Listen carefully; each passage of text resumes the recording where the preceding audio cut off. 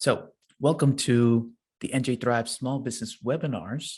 And now these are weekly webinars, and we create them to help New Jersey small business owners start, grow, and thrive in their business. So, I'm your host, Christian Pichardo, NJSBDC marketing consultant and CEO at NilumoMedia.com. So, as far as what's the New Jersey Small Business Development Centers Network? So we are a statewide program powered by the SBA and partners, and we help small businesses in New Jersey with three things. One, no-cost small business consulting. Two, training and events starting at $0. Three, exclusive small business resources only available to our clients. So the agenda for today, we're going to go over some headlines, go in right into the webinar, and then we'll have a little Q&A session. So as far as small business headlines, not too much happening this week. So the first thing we have here is the NJDA is now accepting applications for their Aspire Development Tax Credit Program. So it is a place-based economic development program created by the Economic Recovery Act of 2020. It's going to support mixed-use transit-oriented development by providing tax credits to commercial and residential real estate development projects that have financing gaps.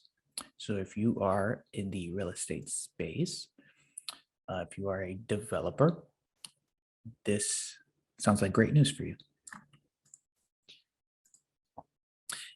And two, this is not new. I mentioned this last week, but this is a page that the New Jersey government, business.nj.gov, posted so that their programs, all New Jersey programs, are put on one page. So you'll see here, programs currently open, closed programs. Unfortunately, all the good ones are closed, but that's why we do some of the research for you, because this page, sometimes it's not as updated as you wish it were.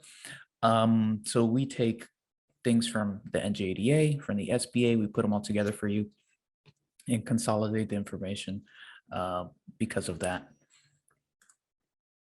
So those are our two headlines, short and sweet.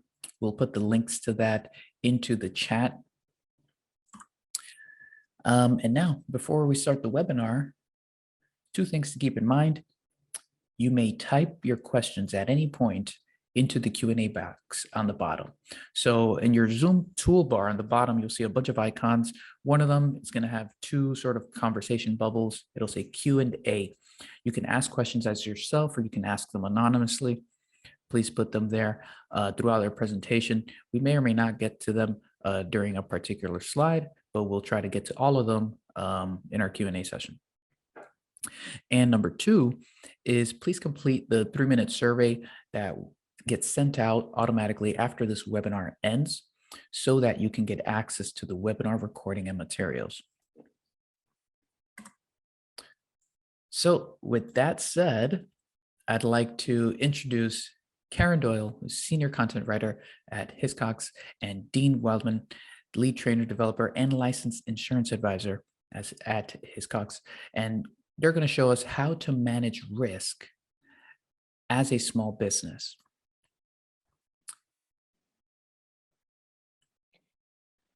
Thank you, Chris. Thank you very much. We appreciate the kind introduction, and we appreciate everyone taking their lunch hour to join us today to talk about this important topic. Awesome. So just give me 1 second. I'm going to go ahead and pull up your presentation.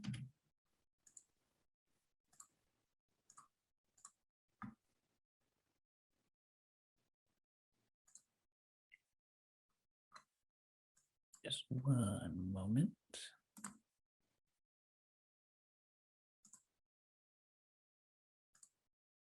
All right. Floor is yours, Karen. Great. Thank you so much. So as Chris mentioned, today we're going to talk about how to manage risk for small businesses, or as we like to call it, Business Insurance 101. So kind of an introduction to business insurance. So, whoops, so I went too fast. So we're going to talk about how to effectively transfer risk. And the first item that we're going to address is the good and the bad of risk. And sometimes people think of risk as only being bad, but that's not necessarily true. Business is all about risk. You take risks when you hire an employee, if you decide you're going to open a second location, if you want to add a new product to the line. And at Hiscox, we like to say that without risk, nothing good can happen, because you wouldn't be in business if you were not willing to take risks. Opening your own business is a risk in itself. So business owners, we're all rolling the dice, right? Once in a while.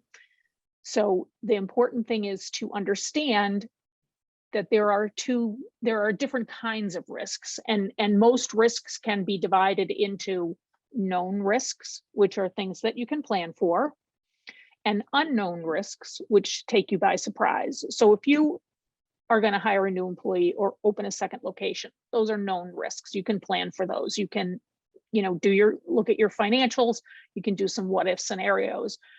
Then there are the unknown risks, which are going to take you by surprise. That might be a lawsuit by a customer, a claim from an accident at your job site, something like that. So there are three major ways that you can transfer risk, because as a business person, as much as you might want to take the right risks, there are some risks that you're going to want to transfer elsewhere. A contract, a well-crafted contract, is a good way to transfer risk. It'll outline the possible risks and the desired outcome should any of those risks occur. When you're writing your contracts, it's important that each party reads and understands the risk that they are assuming or that they are transferring to someone else. So that's the job of a contract, is to basically assign those risks sort of where they belong. An education is another way to transfer risk. So if you can educate the stakeholders, you can reduce your risk. And a good example of this that we are seeing in the news a lot lately is cyber risk. So if a cybersecurity risk, educating your employees on how to prevent a cyber attack, how to detect it if it does occur, and how to avoid it is a really good way to get a hold of cyber risk. So mitigating your cyber risk, and continuous education and training in cyber and other types of risks is critical to effectively managing those risks. And the third way we're going to talk about managing risk is insurance, naturally, because we're an insurance company. But transferring risk to an insurance company can be a critical component to starting or growing a business. And we, as the insurance company, price the risk based on claim experience and other characteristics of the business. We'll talk a little bit about that later on.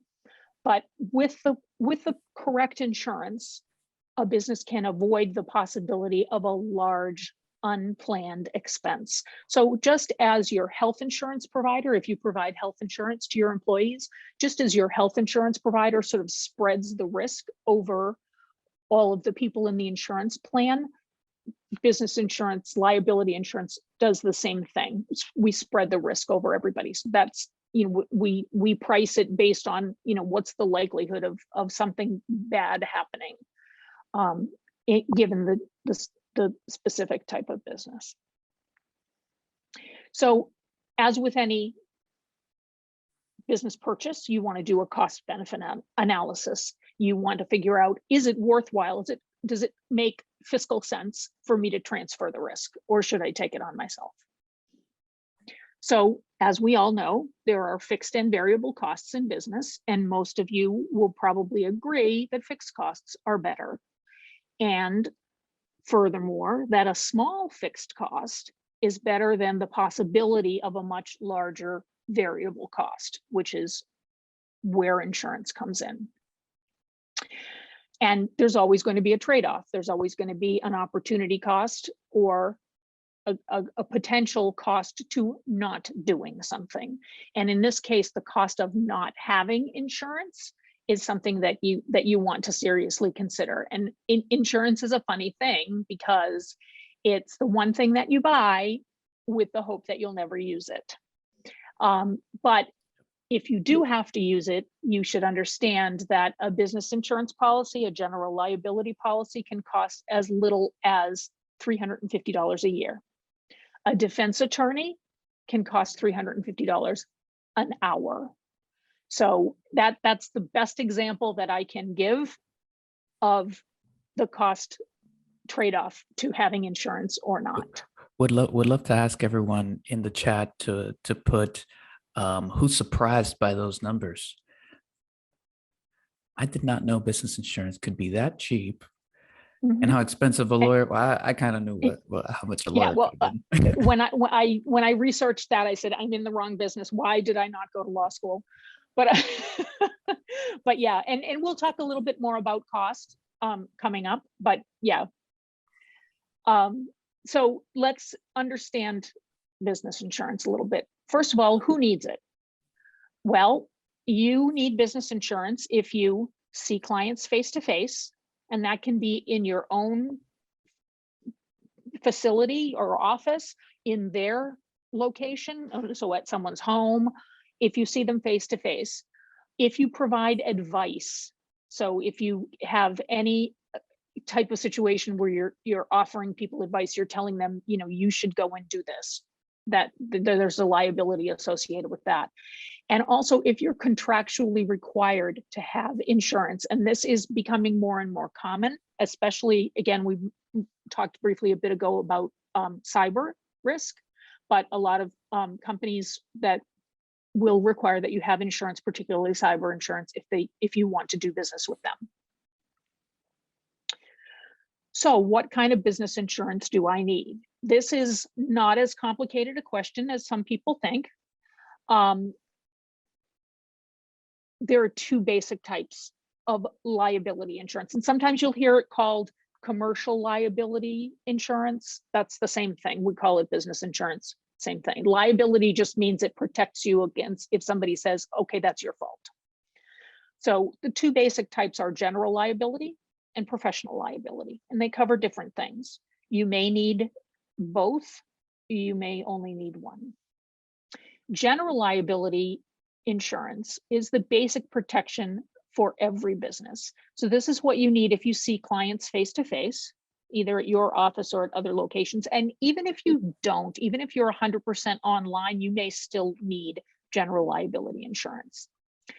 It protects against someone else's claim of bodily injury or property damage. So if I come in, the most common example of this is the slip and fall. I come into your store on a rainy day, I slip on the floor, I fall down, I break my wrist, I break my hip, whatever it is. If you are found to be responsible for that because you didn't put up a sign that said wet floor, or you didn't keep the foyer area dry or whatever, then I can put a claim against your business for my injuries and also possibly my lost wages if I can't go to work and so forth. Property damage basically means you business owner damaged my property. You caused something, you were doing construction work on my house and you knocked over a vase, off of a table, and it was an antique. And so you damaged my property, and therefore you need to make me financially whole. It also protects against what we call personal injury, which is libel or slander. And that there are some specifics around that, but if you are talking about me in a false and misleading way, and that damages me financially, then I can have a claim against you for that. And also covers advertising injury, which could be infringing on a copyright or something like that. The important thing to remember about general liability insurance is that it covers claims by a third party only. So if you or one of your employees is injured, that's a different story. That is not covered by general liability, but we will talk about that because we can cover that too. The second basic kind is professional liability insurance, and this is what you need if you give advice. It's also sometimes called errors and omissions, or E&O insurance, and it protects you against the costs associated with things that you did that you should not have done, which is an error, and things that you should have done, but you did not, or an omission. So it covers negligence, whether or not you actually were negligent. We'll talk about that in a second.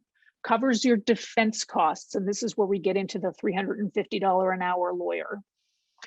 It can also cover personal injury in the sense of reputational damage. And if you have temporary staff or contractors, your professional liability policy will cover their actions as well. And it can, in some circumstances, cover claims arising from services that you provided in the past, which means that as long as your policy was in place at the time that the alleged infraction occurred, if somebody comes back to you 10 years later or 5 years later and says, you did this thing 5 years ago and you shouldn't have done it, as long as your policy was in place, then it will go back 5 years and cover that. So those are the things that professional liability insurance covers. I want to get back to the negligence thing again for just a second. As you may know from, hopefully not from personal experience, but maybe from reading the newspaper, you can get sued for just about anything. And it doesn't matter if the lawsuit has merit. It doesn't matter if what the ultimate outcome is. It's going to cost you money to defend yourself, to go to court, to have to take depositions. There are costs involved. Even if you never get to court, if you end up settling, there are costs involved all along the way if someone sues you, and they can sue you for anything. So your professional liability policy will cover those costs, even if you didn't make a mistake, even if you didn't do anything wrong. If you're getting sued and it's a covered claim, then your professional liability policy will cover you. There are other kinds of coverage, specialty kinds of coverage as well. A business owner's policy, we'll talk about that in a second. Workers' compensation insurance, you've probably heard of this. And cyber insurance, which we talked about briefly, but we'll talk about a little bit more. A business owner's policy combines general liability coverage, which we already talked about, plus coverage for your own business property. So as we said, general liability covers third-party claims. You damage someone else's property, but what about if your own property gets damaged? What about if your tools get damaged or stolen, if you're a contractor? If your computer gets damaged, if there's a fire in your location or whatever. So if you have those kinds of things that you want to protect, or if you own the location that you operate in, a business owner's policy is, you might consider that instead of general liability. You don't need both, one or the other, because general liability is included in a business owner's policy. Workers' compensation insurance. If you have employees, you should have this. This covers medical costs and lost wages if an employee is injured, becomes ill, or heaven forbid, dies on the job.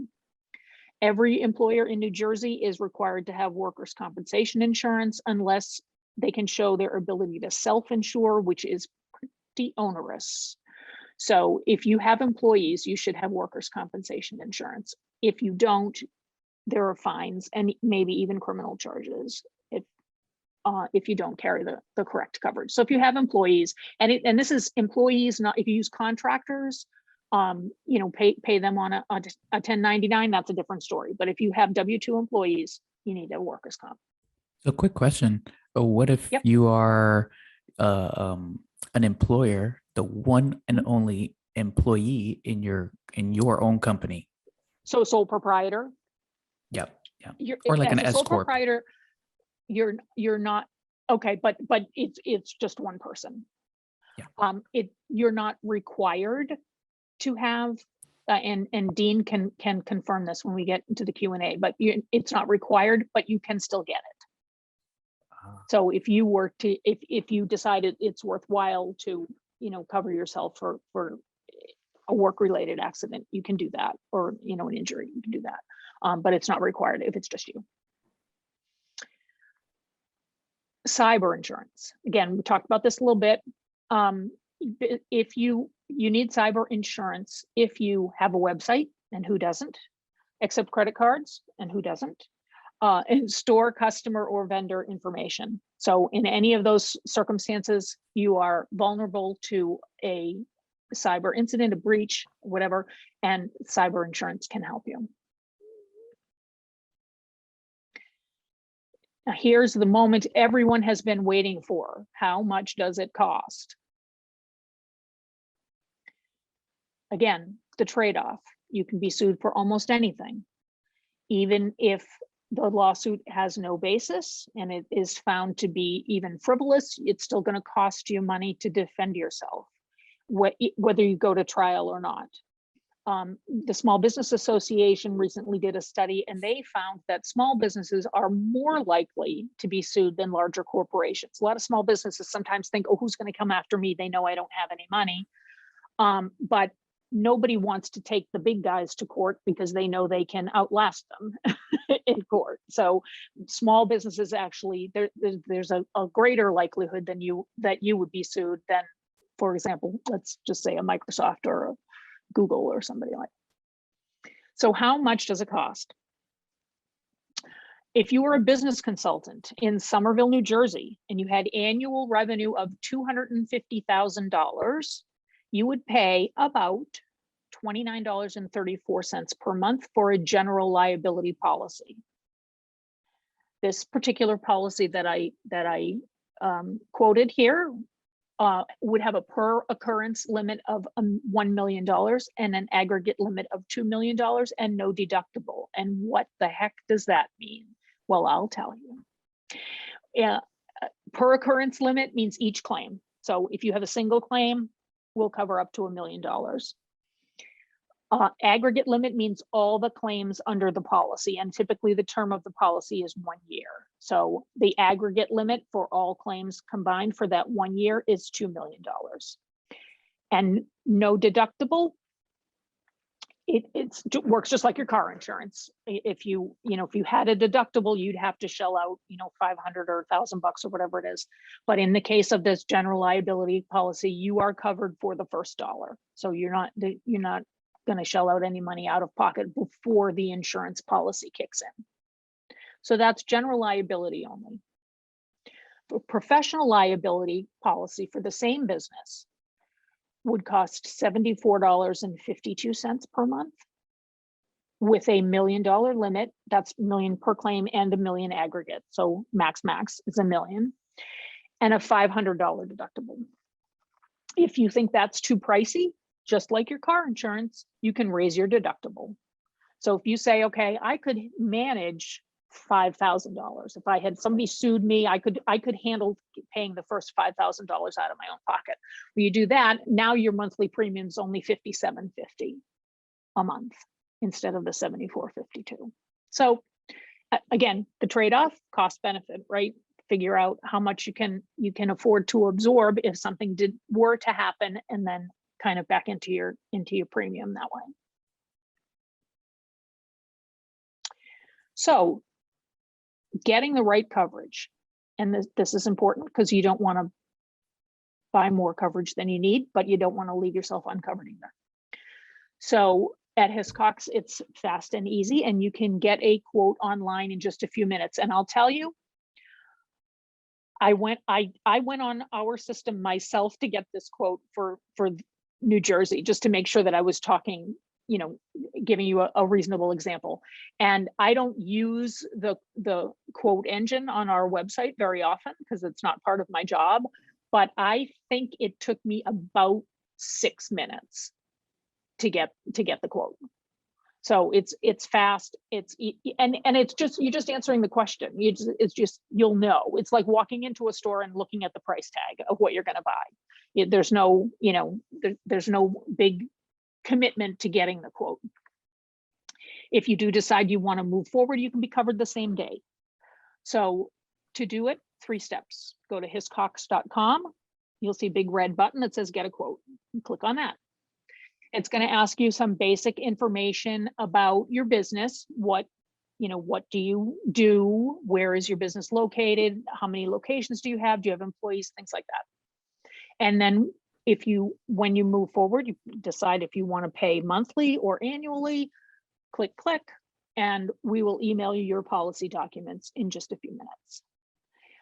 If you are getting insurance because you have a contract that requires it, we will also provide you for free with a certificate of insurance, or what we call an ACORD, which is the sort of industry name for it.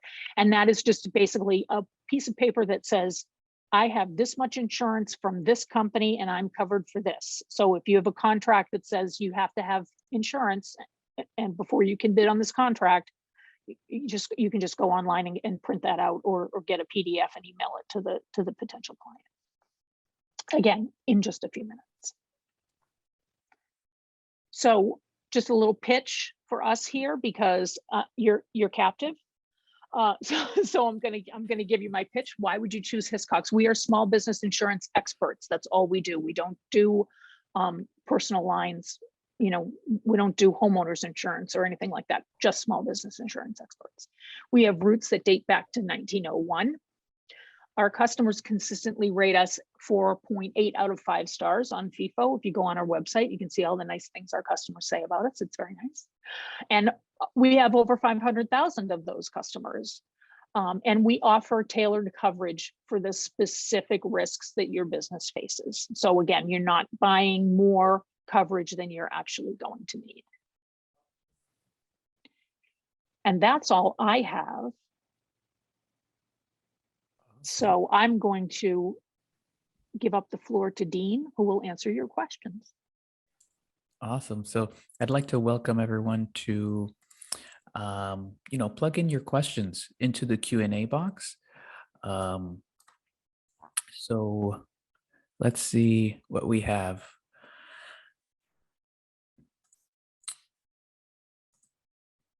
Okay, so they asked, Anonymous asks, what about home-based businesses? Don't have the context to that.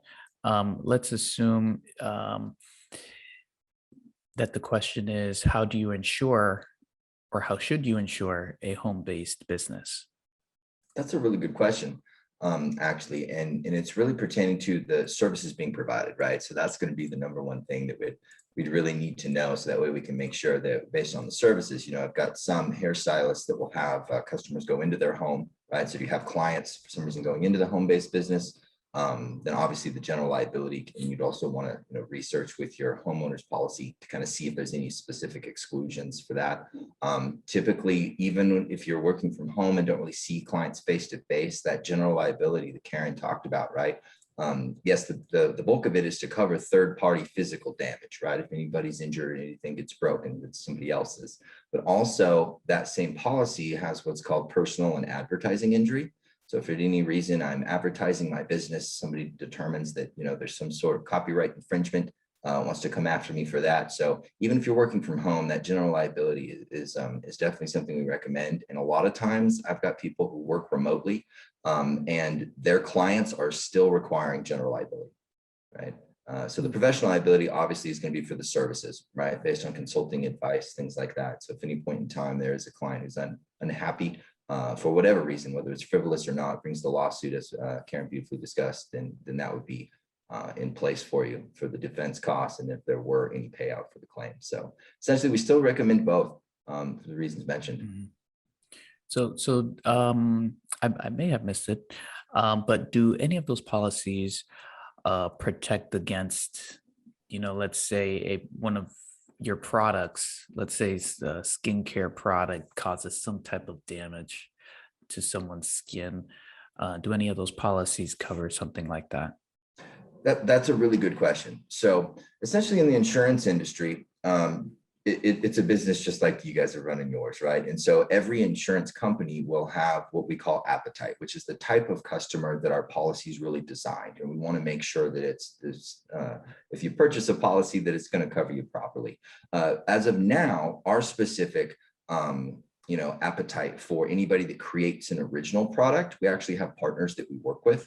But to answer that question specifically, the general liability has a hazard clause for products and completed operations, right? So if you are creating or manufacturing your own product, you definitely would need general liability, and you want to make sure that products hazard is on there with no specific exclusions. And you'll hear me say that word exclusions basically means that that's not covered, right?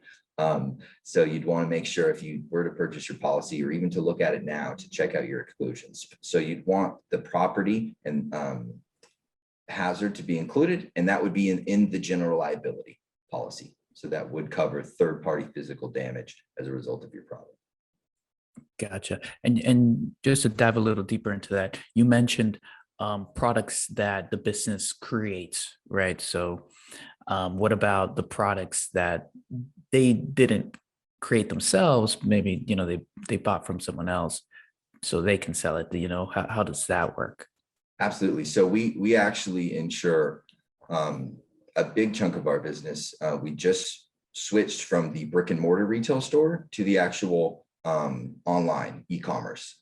We've partnered with a really big name. Not sure of the legalities in mentioning that, but you probably have bought something from them recently. Long story short, we do insure third-party manufactured retailers.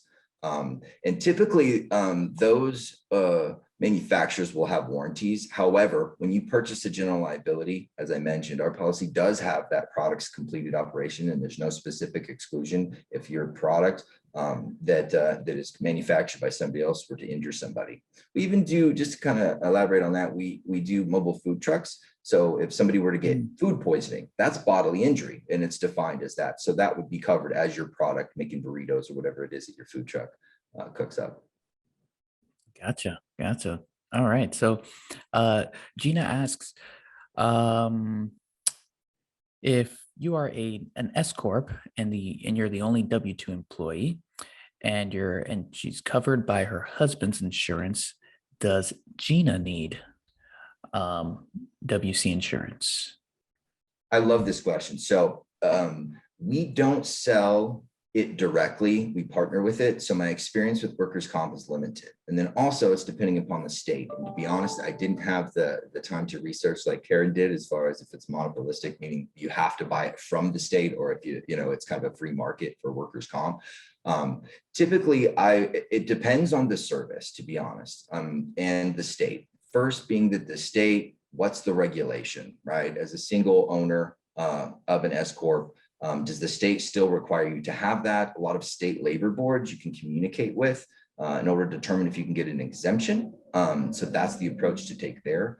And then once again, the service, because if I'm installing HVAC units and I'm the only person, my health insurance would only cover for my injuries, or there may even be exclusion, right? What about my lost wages?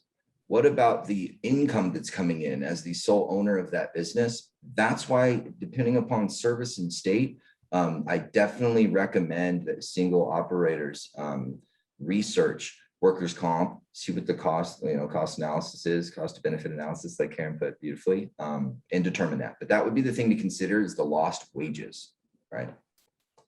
Gotcha. So you're saying first contact your state to see if it's needed. Yeah, because there'll be two. Okay. There'll be the state of requesting if it's needed, and then also you may have a client who needs it. Just to step foot in their property. What if you get injured? They want to mitigate their risks. Somebody hiring you, right? And that's a lot of what we do, is we ensure to get the proper contract in place so you can get the contract. But that would be the second thing to check, is the specific client that's requesting that you may have it. Awesome. So Al asks, would a business owner's credit score impact the rates? Our particular underwriting process has nothing to do with that. You know, the main things are the services being provided, obviously, revenue, payroll, and depending upon the specific industry, some of your risk mitigation tactics that we'll ask. But we don't collect social security numbers or do any sort of credit check to impact premium whatsoever. Do you know if other business insurance companies might use an EIN or might use a business credit score to provide a quote? It really depends on the service. You know, just to use the term risk, a higher risk, more expensive type policy, depending upon the type. You know, if you're a mid-level type, you know, bringing over $5 million most often. I know a lot of our competitors and then also our partners that we kind of refer out to typically do not, from my experience. But I do know that it's something that's a factor once you start getting to a certain type of niche risk that may be a little bit more, premium base is a little higher in addition to the company itself, underwriting practice. I hear you. All right. So Tiffany asks, does cyber insurance cover multiple sites, and does it cover apps? I love this. So when we're talking about apps, I guess that would be if you're creating your own app that you're then selling, right? So that would be proprietary software. Our particular IT is more in the consulting as far as our appetite and class of business. And even though we may not have a product for your specific business, I always like to elaborate on it so that way you can know what you're looking for to add value, right? So when it comes to creating your own app, you would definitely want to get the proper insurance in place for proprietary software. If that causes any sort of issues on somebody else's mobile device or computer. So speaking specifically to cyber, it's basically intended for a third party or first party loss, right? And that can be my stuff, my money, right, is affected, my business, or yours. And the main cause of loss is a data breach. So, I mean, that's extremely vague and it's intended that way.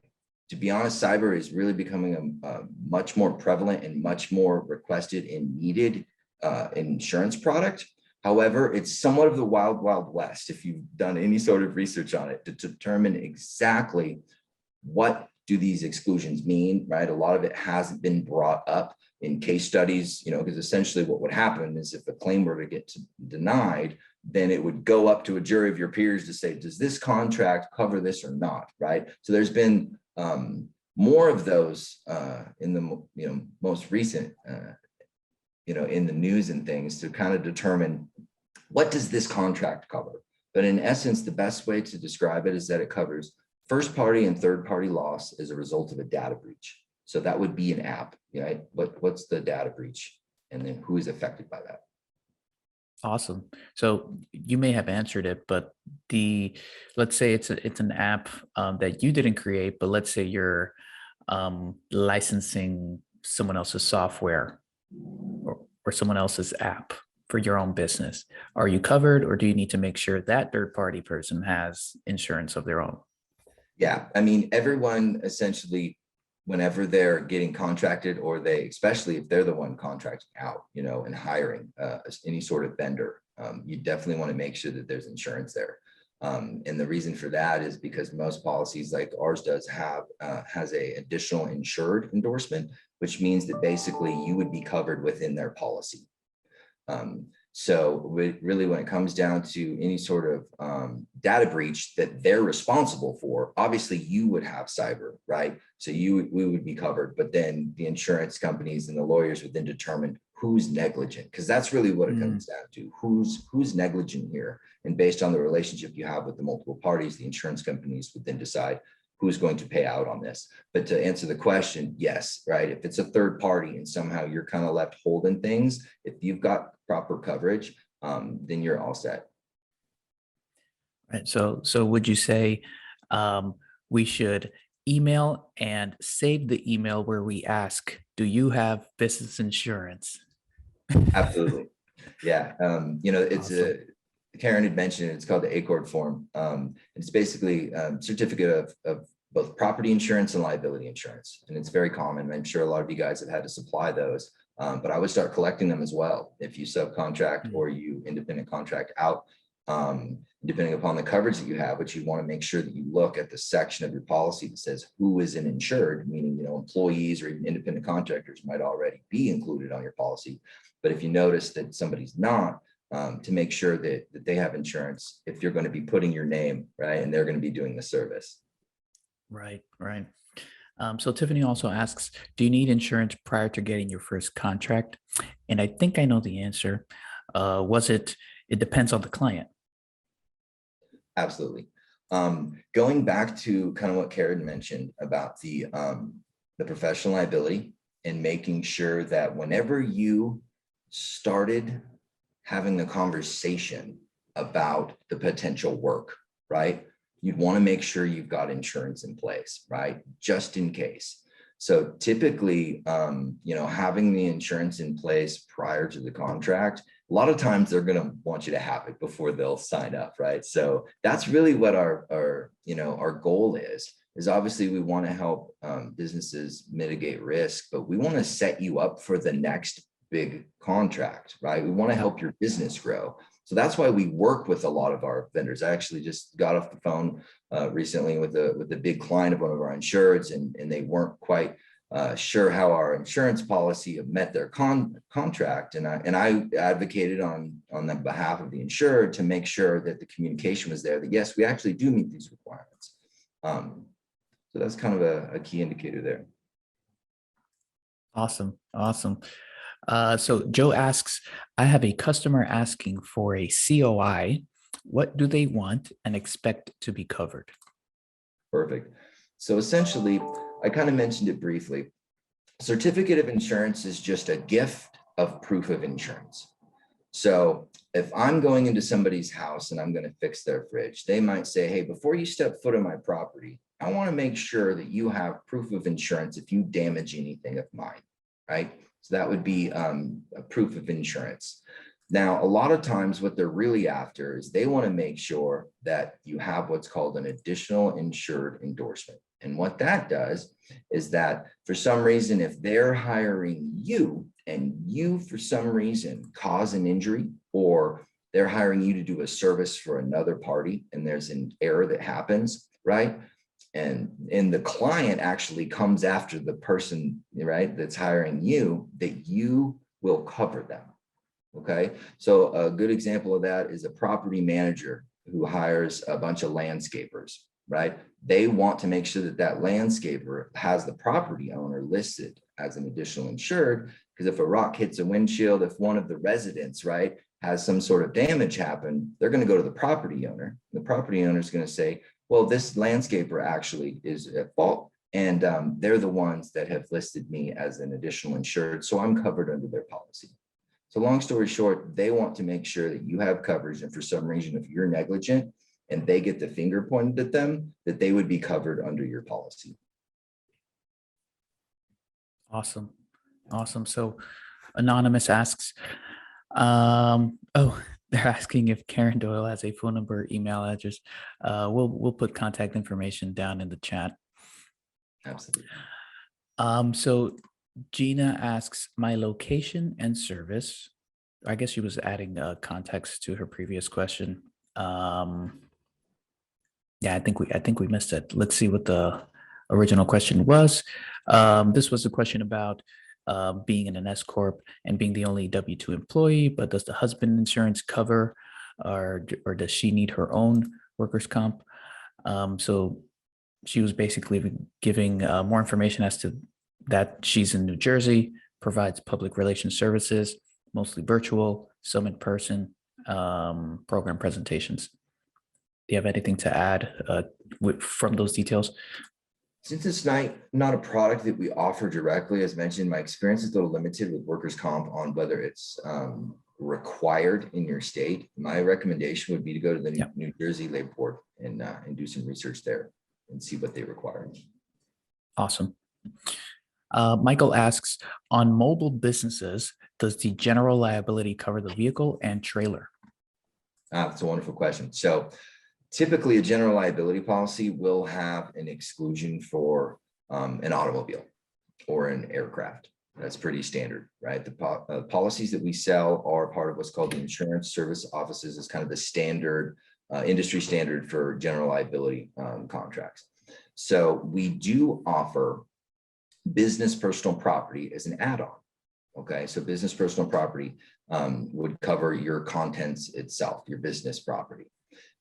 With the trailer, it really depends on the state, essentially. So the state, if you have to register the trailer with the DMV, then it's considered an automobile legally. And so you'd have to confirm, do you have a registration on your trailer? If not, it would be part of your business personal property for your general liability.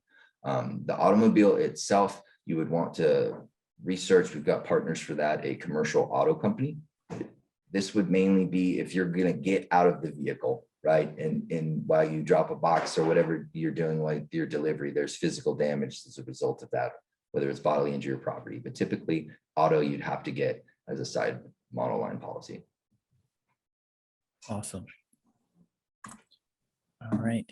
Jacqueline asks, what kind of insurance should we have for businesses who sell products that can pose hazards? For example, power generators. I believe we answered that a little bit with the skincare thing.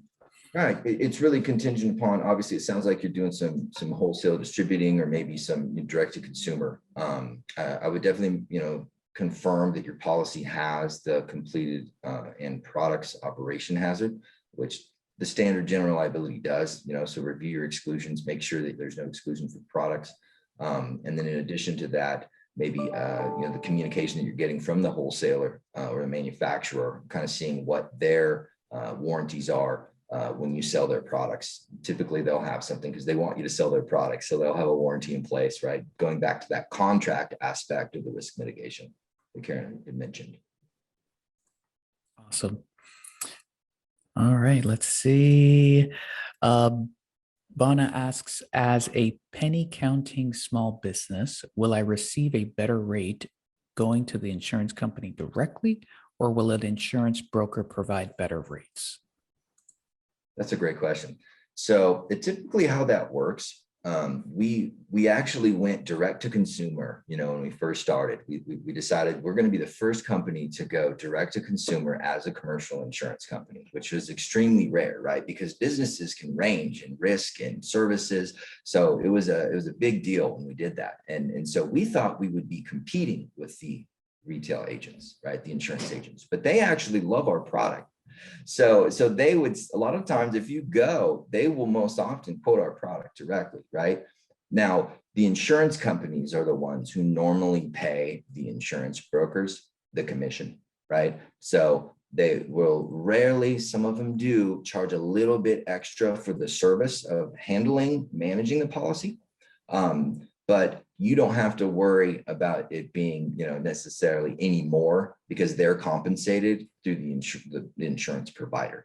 So typically, we have a base rate for both our partners and for our direct to consumer insureds. So there really wouldn't be any difference or discount in that particular question when it comes to cost. Gotcha. We have two more questions, but I want to ask my own question. Karen mentioned a quote for a consultant in Somerville, New Jersey.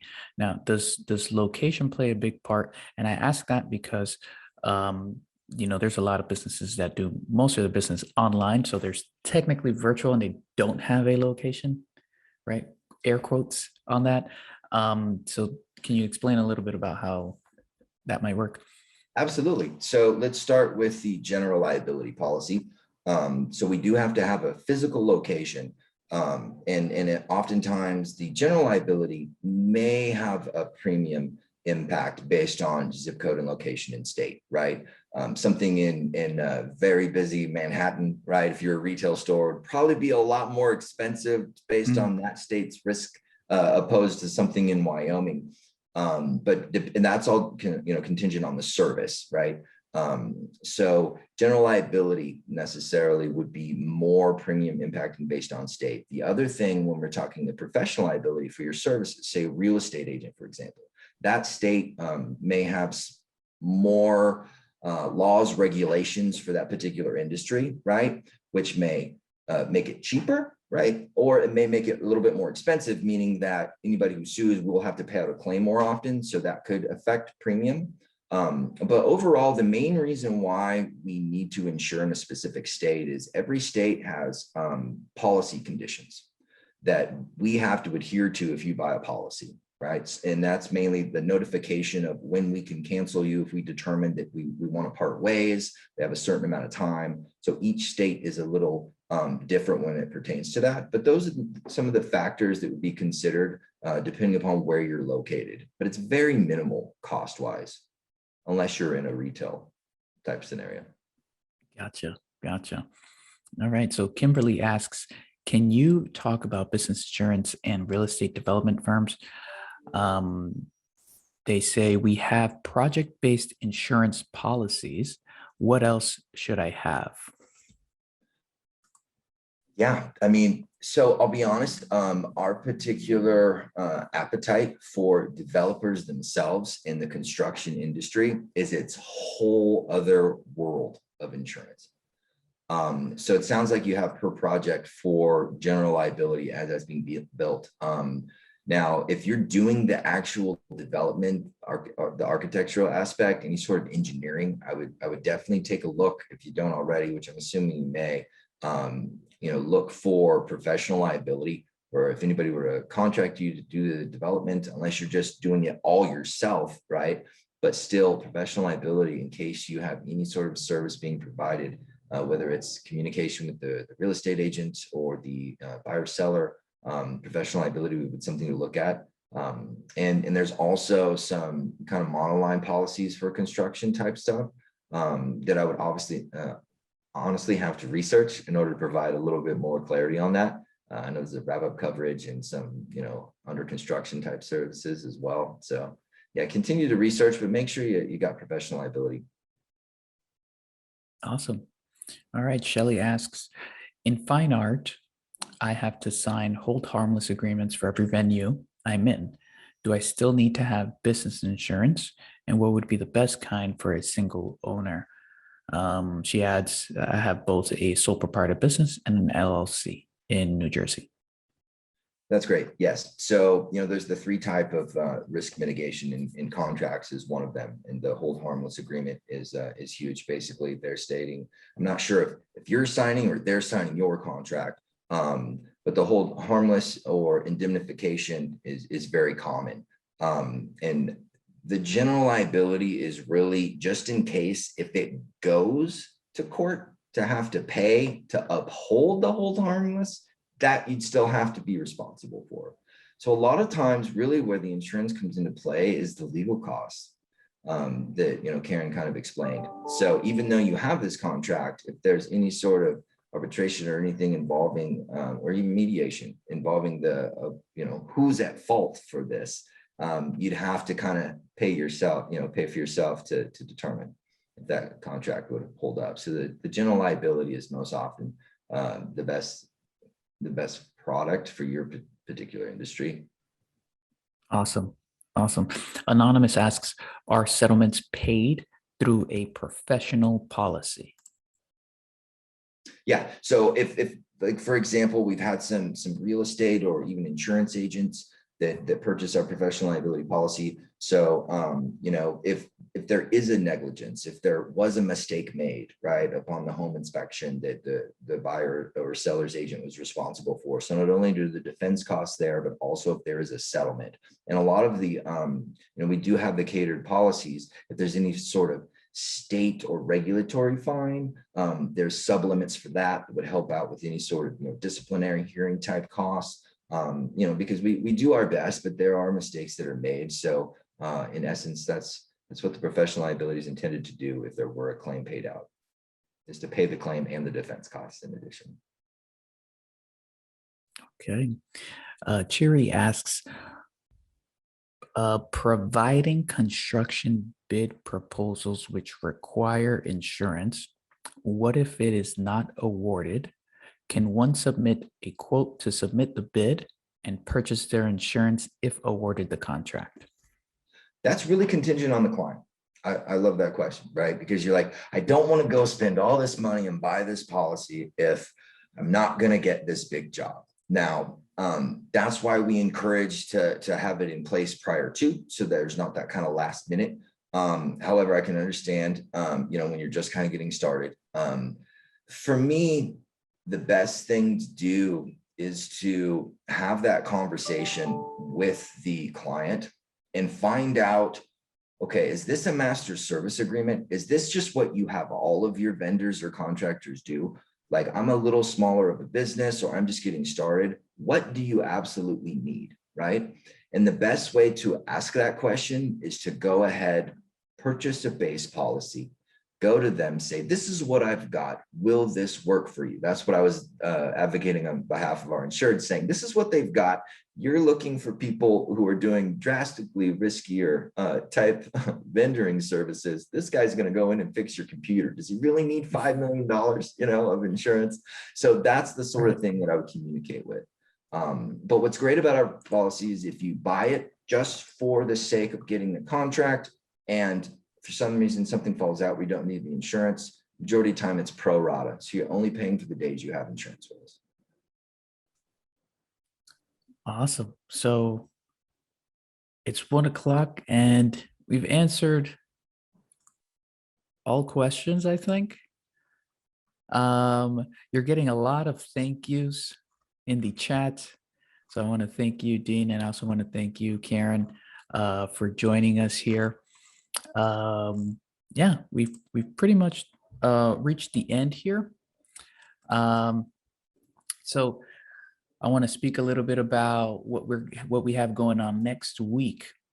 So next week, Tuesday and Thursday, 2 different events. On Tuesday, we're going to talk about how to effectively handle toxic people for better productivity and less stress. You might have that coworker or that employee. So sometimes you have to look inward and see, maybe what can you do to help the greater good, right? And then Thursday, we have small business commercial funding. So how can you get that big building for your business? And yeah, that's all next week. You could point your smartphone on the QR code to the right, and you're going to get access to the Eventbrite site.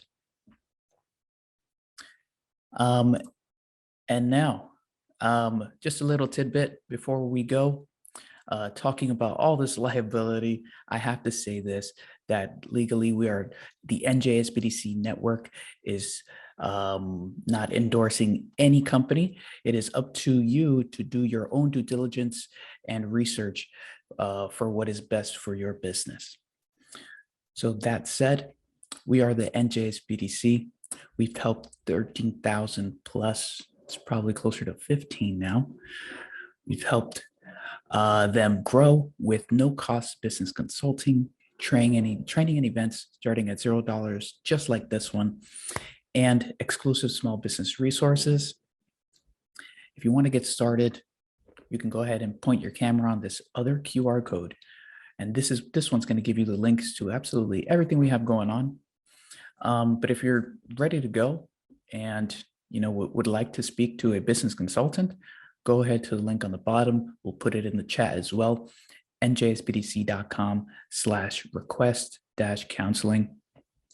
Again, that's njsbdc.com/request-counseling.